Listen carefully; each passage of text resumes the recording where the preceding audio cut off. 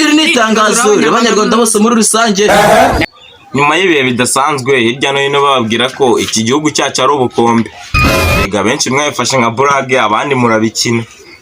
Uyu munsi haje kugaragara ikimenyetso simusiga cy'uko u Rwanda rwacu ari ubukombe, aho umuntu yinjiye mu Rwanda runaka ahashyize abona ni ubukombe, yinjiye mu kajwi gasanzwe avuga ati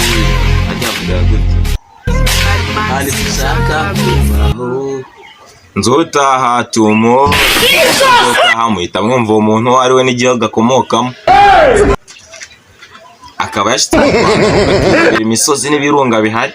Gusa nanjye nkaba ngira abanyarwanda inama nziza, abantu mwese mushaka gutembera ntimukirirwe mwirushya mujya kure za Dubai, kuko ngiye Dubai yanjye ni hari Kamembe, niho kure nigereye, niyo Dubai yanjye kandi nabonye hameze neza fresh.